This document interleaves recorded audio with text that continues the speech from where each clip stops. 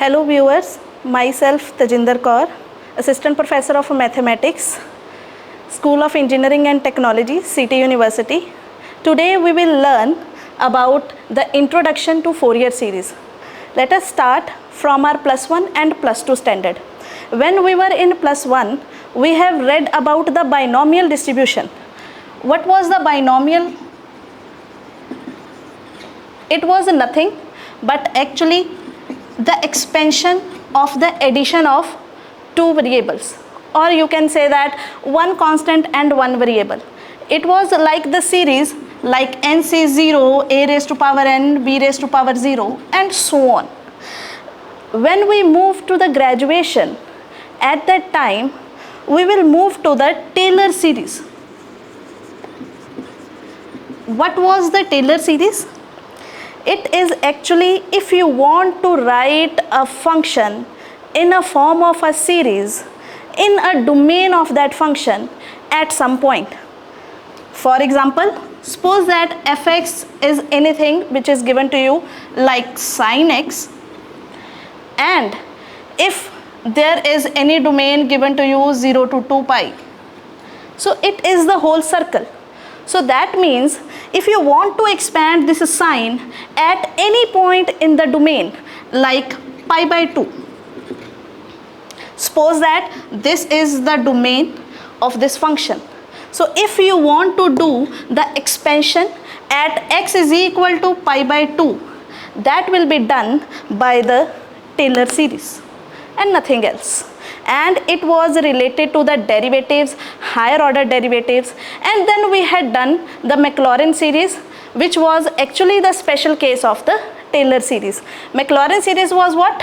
When you actually want to expand your function at nothing but 0, 0. Now, in a real life or in our engineering statuses, we will use the Fourier series and we will use the sine and cosine functions. Reason why? The main reason to use the Fourier series is the waves. If we talk on the phone, the waves or the signals which comes to your phone from the towers, that are in the form of the sine and cosine graphs like this way. In the same way, if you try to solve any problem related to the string, suppose that the string is stretched and you want to lose that string from the one end, it will create some wave. So if you want to just measure the change in the displacement of that string when you are losing that one from the one end, you can measure that one by using the Fourier series, and that is also known as the wave equation. In the same way, if there is a heating rod and you want to measure the heat in between the one end and the other end, or you want to find the change in the function of the heat, that will be measured by the Fourier series. So that is why Fourier series is important in our life. Let us discuss what is the main expression of the Fourier series.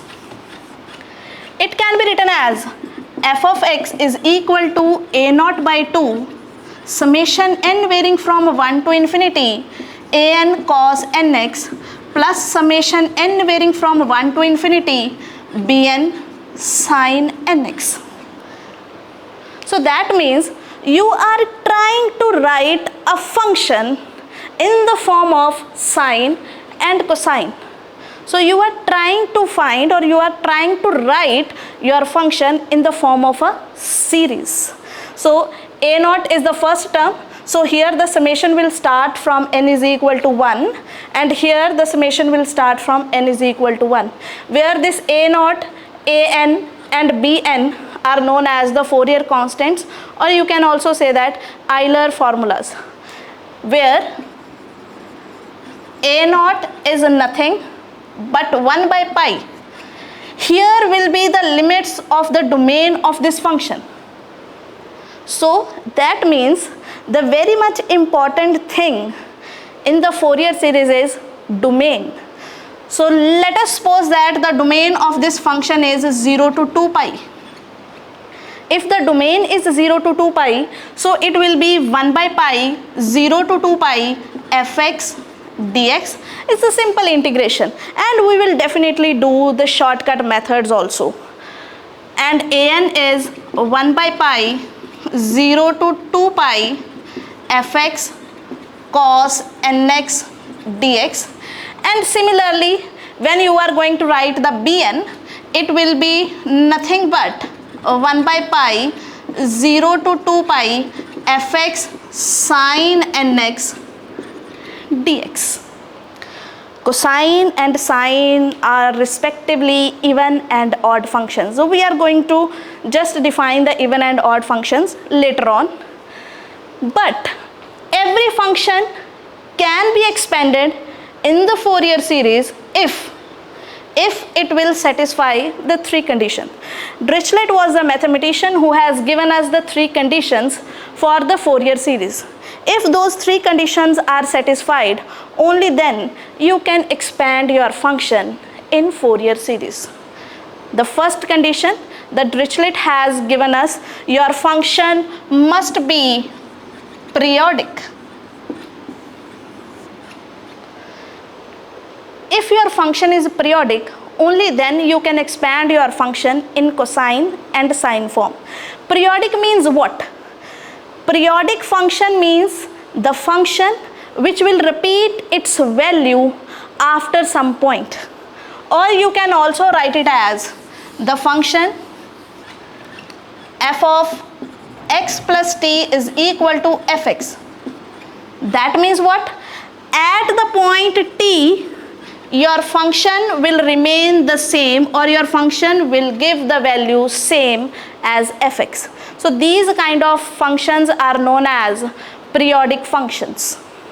This is the first condition which Dirichlet has given to us just to write the function in the form of Fourier series.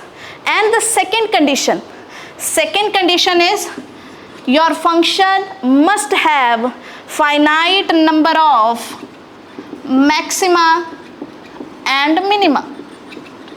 Maxima and minima.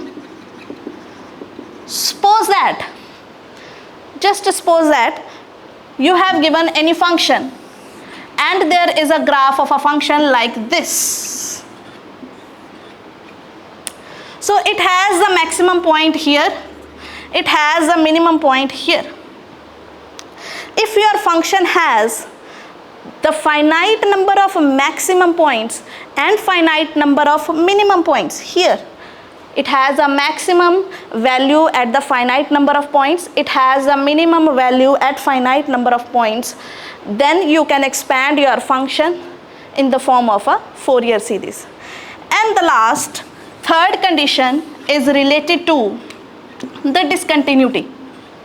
If your function has finite number of discontinuities, then you can expand your function in the form of a Fourier series. Discontinuity means it's a very simple thing. Continuous means the function which has a continuous graph, and discontinuity means if your function is discontinued at some point, that is known as discontinuity. If your function have the finite number of discontinuity means when you are drawing a graph of a function, there must be the countable number. Countable, it's not in mathematical form. You can say that you can count those numbers at which your function is discontinuous. If I will take the example of a box function, suppose that there is a box function, its graph is like this way. If we will try to make the graph, its graph will like this way. It has the infinite number of discontinuity. So it will not fulfill the Dirichlet's condition, so you are not going to expand this function in the Fourier series. So Dirichlet has given us the three conditions. The first one is your function must be periodic. The second one is your function must have the finite number of maxima and minima. And the third condition is your function must have the finite number of discontinuities. Only then you can expand your function in the form of a Fourier series. So let's do one practical example related to the Fourier series so that this topic will be more clear to us. Let us suppose that we have given the function fx is equal to x in the domain 0 to 2 pi. Now what is domain? When you are talking about a function from this past 5 to 10 minutes, I am talking about the function. Function is actually the association between the one set to the another. Or you can say that if this is the set and this is the set and you want to find the association between them, that is known as a function. This input is known as the domain and this output is known as the range. You can say that codomain and here will be the range. So all these points are known as codomain. So this is the basic definition of a function. So if you will just do some input, you will definitely get some output. That is the definition of function. In the same way, here domain is given to you 0 to 2 pi. So you actually want to expand fx is equal to x in the form of sine and cosine series in the domain 0 to 2 pi. If you will just try to make the domain 0 to 2 pi, it is nothing but the whole circle 0 to 2 pi. So let's start doing this question. First of all, I am going to write this expression. The Fourier series is a0 by 2 plus an cos nx plus bn sin nx. Take this one as number 1. So this is my function. First of all, I am going to find step number 1. I am going to find a0, which is nothing but 1 by pi 0 to 2 pi fx dx. Fx is given to me, so I am going to put the value here. So it will be 1 by pi 0 to 2 pi x dx. So what is the integration? When you are finding the derivative, it is actually the rate of change of one variable with respect to the another variable. So there will be a decrease in the power, and at the end the derivative of a constant function is 0. But when you are talking about the integration, it is actually the summation in the power. You are going to increase in the power. So if here is the 1, the power is 1, so its integration will be what? It is 1 by pi x square by 2, limit will be from 0 to 2 pi. So you are going to put here the upper limit and then minus the lower limit. So when you are going to put here the upper limit is this one, and here the lower limit is 0. So when you are putting the upper limit and minus lower limit, it will be what? It will be like 2 pi square by 2 minus 0 square by 2. So my answer will be what? My answer will be 1 by pi. Now we are going to just solve this simple calculation. So it will be 4 pi square by 2 minus 0. So if you cancel out these ones, so and pi will be cancelled out. So it will be what? It will be 2 pi. So this is nothing but my answer of a0. Just make a box on that. Why? Because we are going to use this answer in our equation number 1. So we are going to put the value of a0, an and bn in the equation number 1. So this was nothing but my a0. So the next thing is just to find an. An, we are going to write the step number 2. I hope this one is clear. Now the step number 2, that is an. So the formula for the an is cos nx dx. I am going to write this answer here. My a naught is nothing but 2 pi, and going to rub the whole. Now we are going to find an.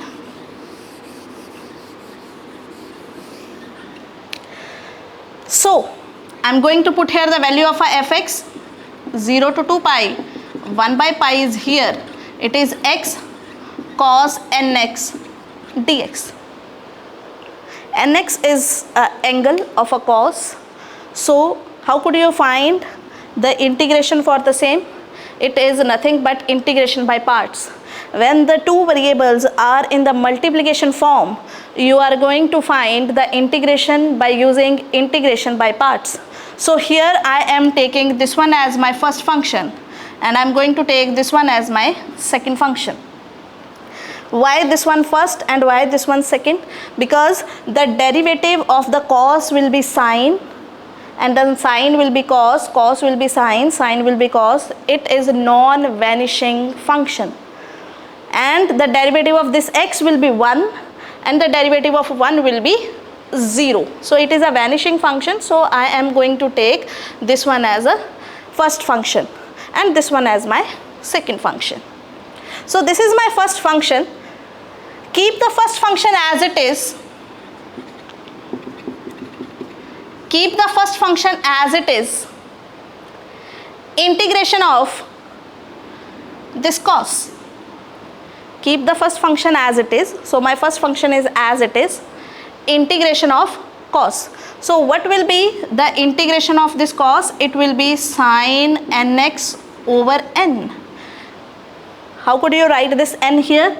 It is nx, so derivative of this nx will be n.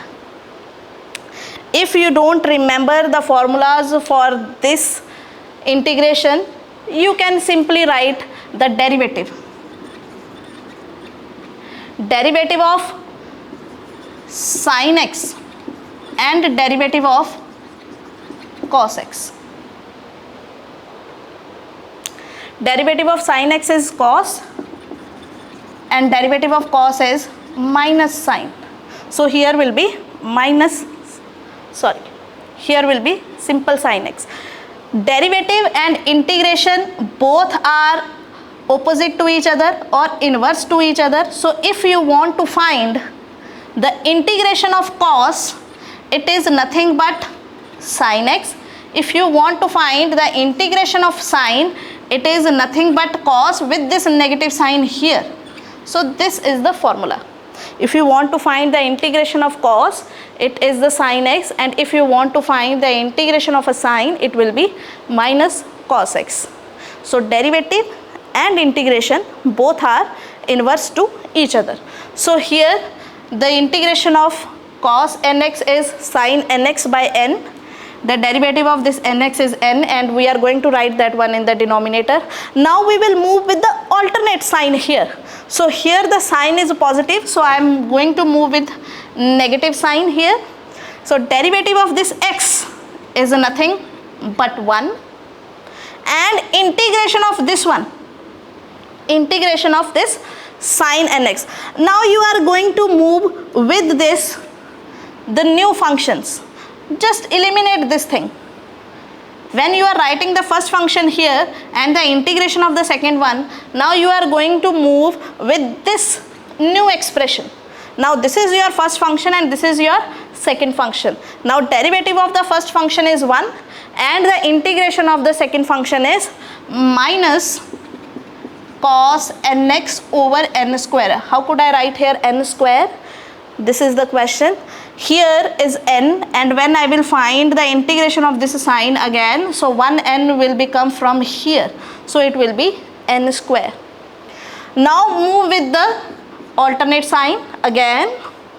So here my first function is this one and the second function is this one. So first function is 1, which is a constant, and the derivative of the constant is nothing but 0. So you are going to close this bracket here. Why? Because anything multiplied with 0 is nothing but 0. So here will be the upper limit and the lower limit. So let us set this expression here, it will be a minus, it will be a minus, so it can be written as minus minus plus. So I can write here the plus. Now I am going to put here the value of the upper limit and then the value of the lower limit. Wherever I am going to see the x, I am going to put here my values. So when I am going to put the value here, here is the x. If I will put here the 2 pi, it will be what? 1 by pi 2 pi sine 2n pi over n plus cos 2n pi over n square. This is my upper limit, and what will be my lower limit? That is 0. So I am going to put here a 0 with the negative sign. So if I will put here a 0, x is equal to 0, 0 into something is 0. So when I will put here, it will be cos 0 over n square. The simple thing. Now sine 2n pi, sine with multiple of pi is always 0.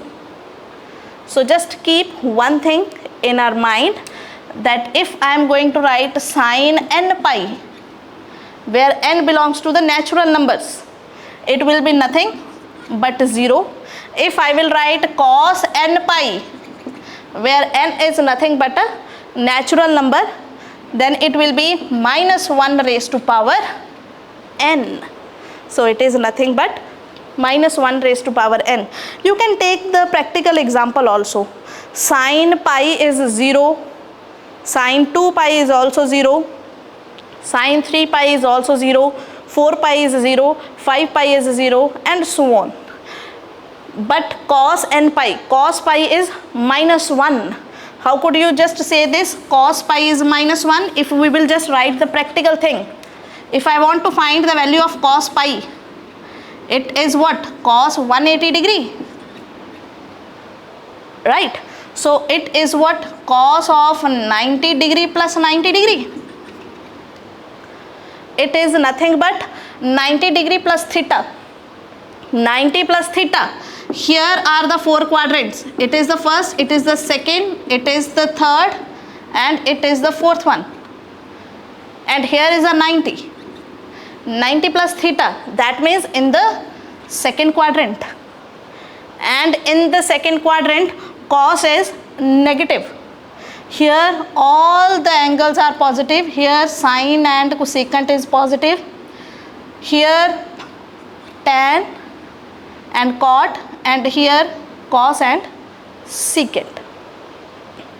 So cos is negative, and at 90 degree the cos will be changed as the sine, and it will be 90 degree, and sine 90 is 1. So that is why cos pi is minus 1. In the same way, if you want to find sine pi, it is sine 180 degree. So it will be sine 90 plus 90. So what it will be? Sine 90 plus 90, again the second quadrant, and sine is positive there. So it will be what? And sine will be changed as the cos. It will be cos 90, which is nothing but 0. In the same way, you can find the value of 2 pi, 3 pi, 4 pi, and so on, n pi.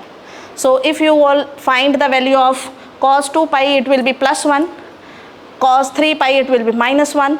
So it will actually fluctuate, minus 1, plus 1, minus 1, plus 1. So that is why we will write here minus 1 raised to power n. Whatever the number is here, it will be minus 1 raised to the power.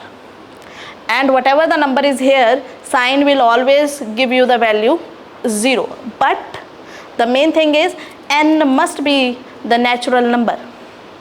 If n is a natural number, only then this is applicable, otherwise not. So I am going to use this expression here.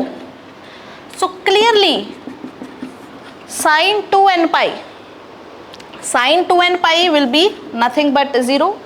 Why? because here n is a natural number and with pi sign is always 0. And what about this cos? Cos will be minus 1 raised to power this number or whatever with the pi. So it will be 2n over n square.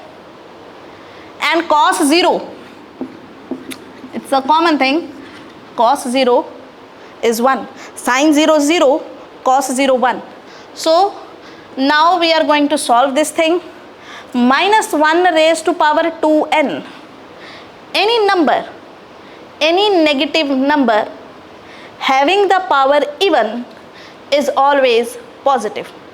So minus raised to power 2, just forget about this n, here is a 2, 2 into something is even number. So minus 1 raised to power 2n is nothing but 1 by n square. And here is minus 1 by n square. So these will be cancelled out and your answer is 0. So what we get? After solving this thing, we get an is equal to 0. In the same way, we are going to find bn. When we are going to find bn, obviously we are going to replace the cos by sine and then we will do the same thing again. Let's do that and then we will just complete our question. So bn is what? It is 1 by pi 0 to 2 pi fx sine nx dx. So it will be 1 by pi 0 to 2 pi x sine nx dx. In the same way, you are going to find the integration by parts. It's the same. Actually, the first function as it is, when you are going to write here the integration for the same, it will be here minus cos. And when you are going to write here, it will be actually minus sine. You are just replacing the numbers, nothing. So if you will just settle down these things, it is nothing but 1 by pi, it is minus x cos nx by n minus sine nx by n square. So it will be my 0 to 2 pi, right? So now put the upper limit and the lower limit also. So when I will put here the upper limit, it is 2 pi. Sine term will be directly 0 because we know that sine with any multiple of pi is always 0. So it will be what? 1 by pi minus 2 pi cos 2n pi over n. Sine with pi is 0. And here, if you will put here a 0, it will again a 0. If you will put here a 0, sine 0 is also 0. So you are left with only this thing. So it is 1 by pi minus 2 pi minus 1 raised to power 2n over n. Cancel out the terms. So pi with pi will be cancelled out. And when you are going to write here minus 1 raised to power 2n, it is again the same thing. It is again positive. So you are left with only minus 2 and by n. So from here we get bn is equal to minus 2 by n. So in this way we will find the value of a naught, the value of an and the value of bn. Now the last task to complete this question is you are going to put all these three values in the given expression or in the Fourier expression. So what was the Fourier expression? It was a naught by 2 summation an cos nx summation bn sin nx, n varying from 1 to infinity, n varying from 1 to infinity. It is an infinite series and it is actually the expansion of a function fx. So if you want to find the expansion, what was the value of a naught? It was 2 pi just put these values, and the value of an is 0 and the value of bn is minus n varying from 1 to infinity 2 by n sine nx. So this is our Fourier series. So this is the main expression. In this way you can write the function in the form of sine and cosine, and we can expand every periodic function which has the finite number of maxima, minima, which has finite number of discontinuities in the form of Fourier series. That's all for today. Thank you so much.